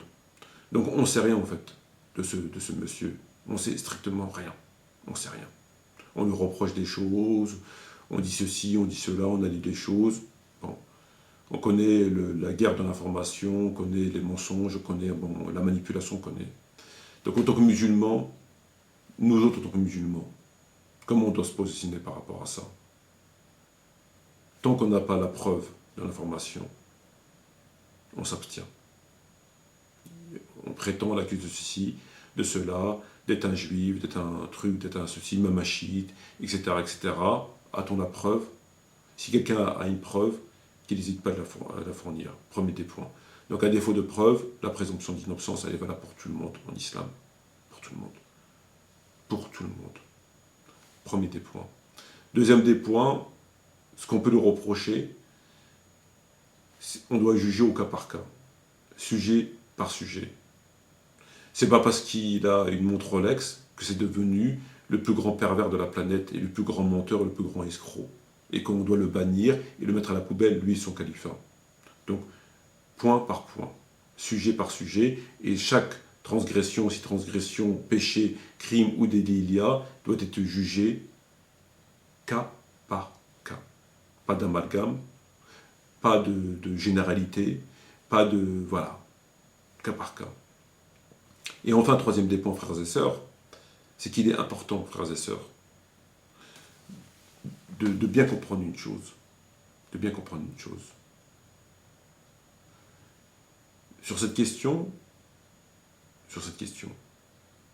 le personnage est secondaire. Il est secondaire. Il est secondaire pourquoi? Face à l'importance du califat, il est rien. Il est celui qui dirige les musulmans et qui doit les diriger selon le Coran et la Sunna. S'il commet des crimes, des choses qui sont condamnables, il sera condamné, j'en suis persuadé, par les siens, obligatoirement. Et au fur et à mesure où les gens adhèrent, si adhésion il y a, il sera, s'il le faut, jugé, condamné, destitué, etc. Il restera le califat. Le califat, frères et sœurs, le concept du califat, et je l'ai toujours dit depuis très longtemps, c'est une obligation, une haute obligation, comme on l'a vu, dans les hadiths il y en a beaucoup, on ne va pas les narrer ici, qu'un musulman qui meurt son calife, etc., meurt, etc., comme on le sait, mais aussi, frères et sœurs, que le califat est la condition sine qua non première, la première condition pour toute, c'est le début de toute chose. Il ne peut pas y avoir d'islam, d'unité, de protection de la Oumma, de combattre les ennemis qui tuent les musulmans, de la puissance économique, sans califat. C'est une condition, c'est la première des conditions. Est-ce qu'il est pensable que chacun, comme ça, dans son coin, comme on est là, on va avancer comme ça, comme on est là actuellement? Et c'est pourquoi, frères et sœurs, que cette question, en dépit de sa priorité et son importance, elle est occultée. Tariq Ramadan, il a parlé de ça dans un jour dans je dis quiconque de sortir un discours, une vidéo, une audio, un livre, un texte, un passage, une phrase de Tariq Ramadan, Rachid, Nader, Bajrafil, Hassan Hussein sur l'importance de ceci et le fait d'y revenir. Ça n'existe pas. Ça n'existe pas. Ça n'existe pas. Et la grande manipulation qui vient de tout en haut, des francs-maçons, etc., c'est d'éloigner les musulmans du califat. En éloignant les musulmans du califat, on les éloigne de l'islam. Il ne reste que les éléments secondaires, apolitiques, etc., etc. L'islam, sans autorité, sans État, n'existe pas. Après, c'est l'islam de la mosquée, la maison Carrefour, etc. C'est l'islam qu'on connaît. Et c'est pour ça. C'est ça. La véritable arnaque, elle est là, frères et sœurs. La véritable arnaque, elle est là. Et donc nous, en tant que musulmans, lorsqu'on a entendu parler du califat, bien évidemment, on regarde, on doit se focaliser sur le concept. Puisque à partir de cette idée-là, à partir de ce califat-là, tout démarre. Avant ça, il n'y a rien. Donc il y a bien un moment donné où il va falloir accepter quelqu'un. Il n'y a plus de prophète. Il n'y a plus de prophète. Il n'y a plus de prophète. Donc c'est normal qu'il y a tous ces... C'est normal, il n'y a plus de prophète. Mais à un moment donné, si on veut vraiment, on recherche vraiment l'intérêt de l'islam et des musulmans et d'être en conformité avec l'islam, il va falloir accepter quelqu'un. Il va falloir accepter quelqu'un. Voilà. Et il y aura toujours des contestations, etc., etc., etc. Écoutons le dernier extrait, frères et sœurs, et c'est là où Ahmed Moualek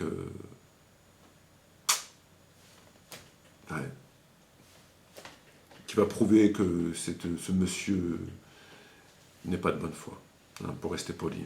Donc cet extrait commence à 3 minutes 03 et il termine à 3:09. 3:03, 3:09, écoutons-le. sais pas si c'est un non-événement ou un événement, j'en sais rien en fait. Qu'a dit Ahmed Moualek? Je le cite, il a dit « Je ne sais pas si c'est un événement ou un non-événement ». Il ne sait pas si c'est un événement ou un non-événement. C'est bien ce qu'il a dit. Il dit « Je n'en sais rien ». Je ne sais pas si c'est un événement ou un non-événement, je n'en sais rien. Très bien. C'est son appréciation, il ne sait pas. Il ne sait pas si le califat, la déclaration, l'autoproclamation de calife, c'est un événement ou un non-événement, il n'en sait rien. Très bien. Mais maintenant, écoutons l'autre passage, qui commence à 11 minutes 06 et qui termine à 11:22. Écoutons-le.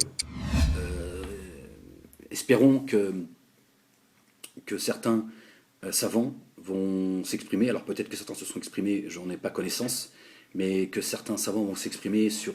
parce que c'est quand même un événement, c'est pas rien. Qu'a-t-il dit?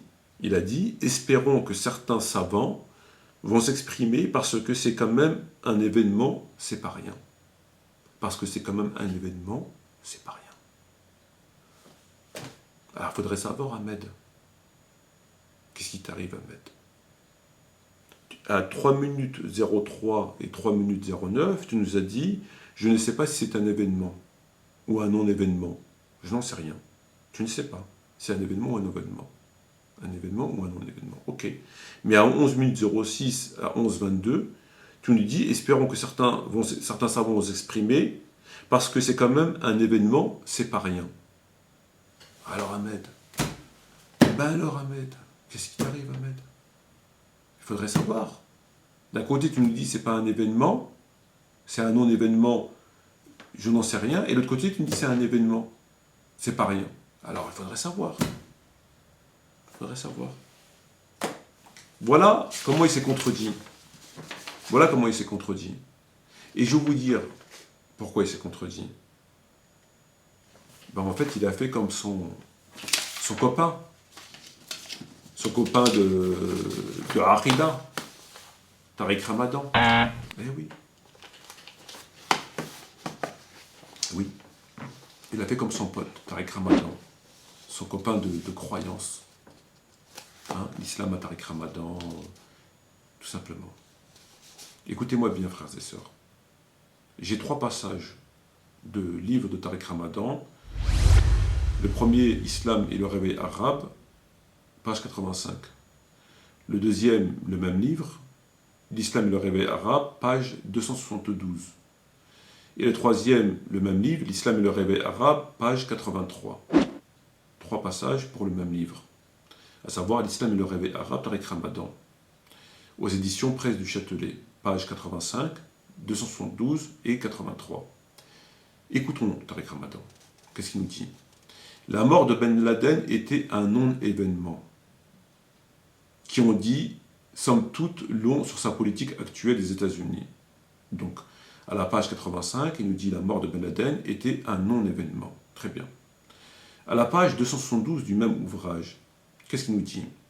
Au-delà de ces questions et des doutes légitimes qu'elles suscitent, la mort de Ben Laden, icône et symbole de la figure du terrorisme, est presque un non-événement. Pour les musulmans à travers le monde. Très bien. Et enfin, le dernier extrait, l'Islam et le réveil arabe, Tariq Ramadan, Presse du Châtelet, page 83. Écoutons-le. Les choses ont été vécues de façon bien différente par les pays arabes et majoritairement musulmans. La vision et les discours d'Oussama Ben Laden n'y ont jamais suscité d'enthousiasme ni mobilisé les foules. La violence extrémiste n'a fait que très peu d'adeptes et a été condamnée par la quasi-totalité des autorités religieuses et musulmanes ordinaires. Les populations étaient partagées entre l'incrédulité, le soupçon de manipulation ou le rejet pur et simple des idéaux de Ben Laden.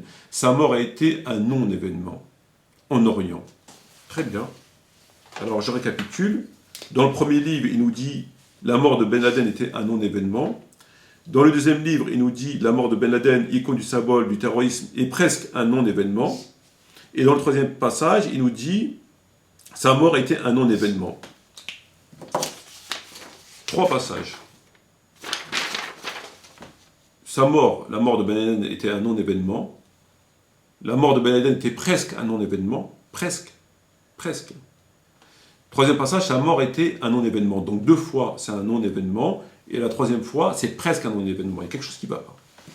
Il y a quelque chose qui ne va pas. Il faudrait savoir si c'est un non-événement ou presque un non-événement. Bon, ça se rapproche, hein, on ne va pas chipoter. Mais pourquoi cette embrouille? Pourquoi? De 2, 3 fois, il qualifie la mort de Ben Laden d'un non-événement ou presque un non-événement. 3 fois. 3 fois. C'est quand même beaucoup dans un livre. 3 fois. Pourquoi 3 fois? Une fois, ça suffit. 3 fois. Mais le pire, frères et sœurs, le pire, je voudrais qu'on m'explique 2 secondes. Nous savons que la mort de Ben Laden a fait la une des journaux, télévisés, papier, radio, etc., dans le monde entier, pour ainsi dire. J'étais pas en Chine, ou j'étais pas en Australie, ou j'étais pas en Alaska lorsqu'il est mort, mais nous savons que ça a fait le tour du monde. Nous le savons.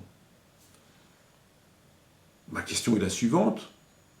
Comment peut-on dire que la mort de Ben Laden est un non-événement, ou presque un non-événement, hein, ça dépend, alors que sa mort a fait la une des journaux télévisés, etc., dans le monde entier? Comment on peut qualifier ça? Ça a fait la une des journaux du monde entier, télévision, etc., du monde entier, mais vous dites, Tariq Ramadan, que c'était un non-événement. Si un non-événement, c'est quoi un événement? Il faudrait que ça fasse quoi? Que les Martiens descendent sur Terre? Je ne comprends pas. Pour que ça soit considéré comme un événement, il faudrait qu'il se passe quoi? Il faudrait qu'il se passe quoi? Donc en réalité, frères et sœurs, c'est bien, la mort de Ben Laden était bien un événement, de toute évidence. Au même titre que la déclaration, l'autoproclamation de Abu Bakr al-Baghdadi était un événement. Qu'on le veuille ou qu'on ne le veuille pas. Il ne s'agit pas, j'entends les gens qui disent oui, c'est un illuminé avec une poignée d'illuminés. Non, non, c'est pas un illuminé, c'est pas un truc, c'est sérieux. Son discours, il est bien rodé, il est bien réfléchi, il est bien juridique. Voilà, c'est pas... Non, non. Et ça, je pense que beaucoup l'ont compris depuis le temps. Entre le moment où il s'est déclaré et ce qui s'est passé ensuite, beaucoup ont compris que c'était très loin d'être... voilà. Donc c'est un événement. La mort de Ben Laden est un événement en raison du fait que sa mort a fait la une des médias dans le monde. Personne ne peut le contester. Donc c'est à partir d'éléments comme ça qu'on peut qualifier un fait d'événement ou pas un événement. C'est comme ça qu'on les qualifie. C'est en rapport avec cela, entre autres. Et le califat, le retour du califat est aussi un événement. Ça fait quand même assez longtemps qu'on n'a pas parlé de califat. D'ailleurs, ça n'existe plus. Le califat, on parle des musulmans, c'est qu'ils demandent de quoi vous parlez. Lorsque vous leur parlez de calife, c'est quoi le calife? Pour eux, c'est... Voilà. Donc les deux faits sont des événements. Plus pour Ben Laden que pour le califat, mais le califat est un événement. Alors, pourquoi, à présent, frères et sœurs, Tariq Ramadan s'efforce de citer 3 fois dans son livre, 3 fois, c'est beaucoup, un non-événement ou presque un non-événement? Pourquoi? Pourquoi il le cite 3 fois? Et pourquoi il ne veut pas reconnaître que c'est un événement en dépit de l'évidence que c'est un événement? Puisqu'il dit non-événement ou presque un non-événement. Pourquoi? Il y a quelque chose qui ne va pas. Pourquoi?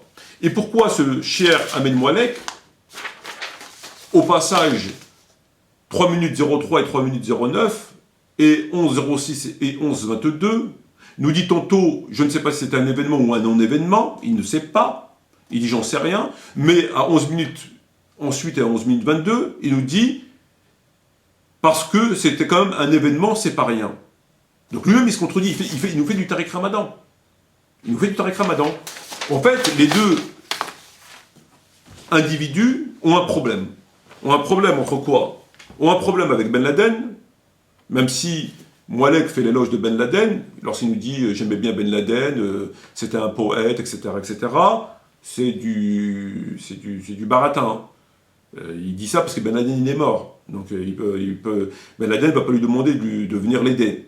Durant la vie de Ben Laden, Moualek, il n'a pas aucun rapport, mais vraiment aucun rapport. Donc il dit ça, c'est juste l'histoire de, voilà, il est mort, il ne va plus rien me demander, donc je peux dire qu'il était gentil, que je l'aimais bien, etc. Voilà. Parce que je suis sûr qu'il ne va pas revenir. Je risque pas de le croiser au McDo, en gros. Je risque pas de le croiser au McDo, il va me demander un petit service.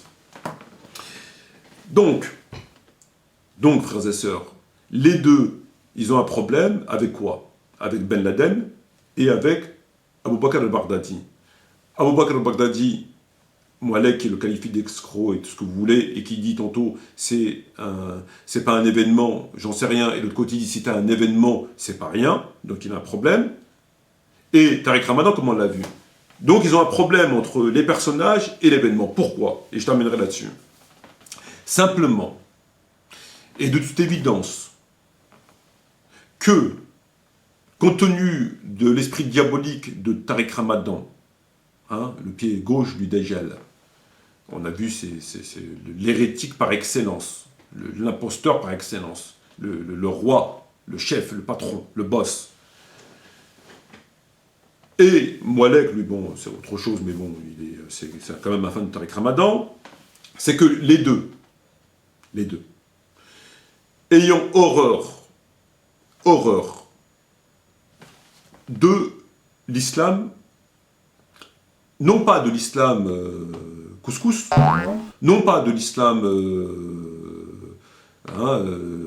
voilà, l'islam qu'on connaît, l'islam, je ne sais pas comment on peut qualifier, voilà,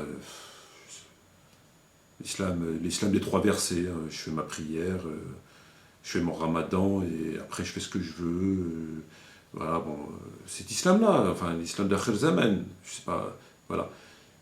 Ces gens-là, les deux, ils ont un problème avec l'islam étatique, ce qu'on considère comme étant l'islamisme. Et tout ce qui est en rapport avec l'islamisme. Jihad, dawla, polygamie, etc. etc. L'islam.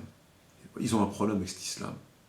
Eux, ils veulent l'islam, intégration, vote, laïcité, il l'a dit, moi, on connaît sa position. Donc eux, Amin Moualek, c'est comme Tariq Ramadan. Et les deux, Tariq Ramadan, l'islam de Tariq Ramadan, de Moualek, etc., et l'islam de Ben Laden et de Abu Bakr, c'est l'opposé. C'est l'opposé. Par conséquent, les deux énergumènes, ils ne veulent pas accorder le qualificatif, le terme événement, l'importance, parce que l'événement c'est quelque chose d'important, c'est un événement. Ils ne veulent pas leur accorder, entre guillemets, ce titre, leur octroyer, parce que s'ils leur octroient ce titre d'événement à ces gens, Ben Laden et Baghdadi, Abu Bakr al-Baghdadi, c'est leur reconnaître leur importance. C'est leur accorder tacitement une importance, une envergure. Et comme ces gens-là sont constamment dans le mépris, dans le dénigrement, dans la futilité, dans la fourberie, etc., ils sont dans leur rôle. Si j'accorde et que je dis que la mort de Ben Laden est un événement, ça veut dire que Ben Laden lui-même était quelqu'un d'important. D'important puisque sa mort a provoqué, a engendré un événement. C'est pas rien. C'est pas le premier venu qui va engendrer un événement. Je doute fort que la mort de Tariq Ramadan va faire la une des médias dans le monde. Je doute fort. Et l'autre énergumène, c'est pareil, mais lui avec Abu Bakr al-Baghdadi, puisqu'il vous dit que tantôt c'est un événement, tantôt c'est pas un événement. Donc lui-même il bluffe. Voilà, il bluffe, il ment. Parce qu'en réalité, il ne veut pas accorder, comme Tariq Ramadan l'a fait, l'événement à Abu Bakr, parce que ça serait reconnaître la stature de la personne. Il ne veut pas. Parce que eux, ils ont la volonté de les réduire, comme il a dit, à des guignols. Comme il a dit sur Baghdadi, c'est un guignol, c'est un clown. c'est un escroc. Et un guignol, un clown, un escroc ne peut pas engendrer un événement. Ça me semble logique. Un escroc, un clown, un pitre ne peut pas engendrer un événement sur la planète. Et l'autre tordu, c'est la même. Ben Laden, c'est un terroriste et tout ce que vous voulez. Sa mort ne peut pas engendrer un événement, puisque c'est un moins que rien, comme il le dit dans ses livres. Voilà pourquoi ils se contredisent. Voilà pourquoi Tariq Ramadan l'a cité 3 fois dans son livre, ce qui est beaucoup. Et quand il le cite 3 fois dans son livre, déjà c'est pas normal, il se contredit. C'est un non-événement, c'est presque un non-événement. Voilà, un non-événement, presque un non-événement. Dans les deux cas, la contradiction, mais surtout, c'est que c'est un événement et qu'il sait que c'est un événement. Quand même, il le sait que c'est un événement. Ou alors, il faudrait qu'il nous explique. Il a besoin de quoi pour que ce soit un événement, que la lune fasse du violon, que quoi? Et l'autre tordu, c'est la même.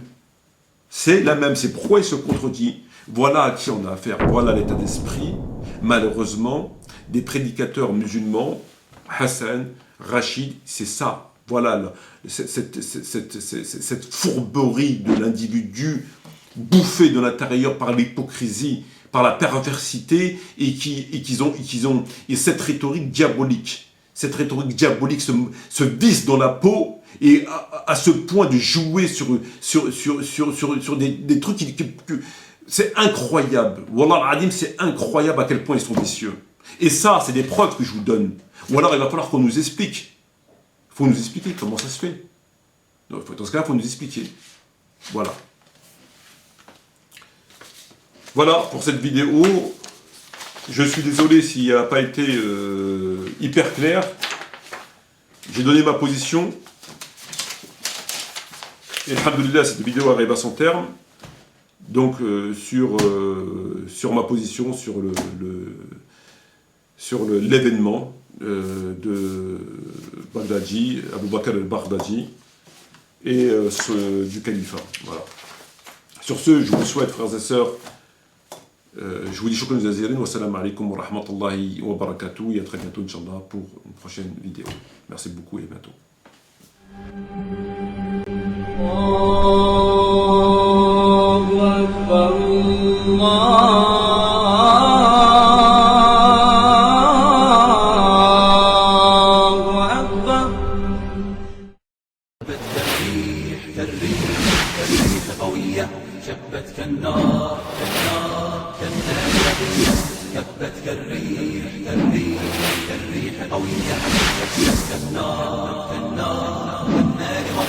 سارت بالعزم فتية طارت كالصقر أبية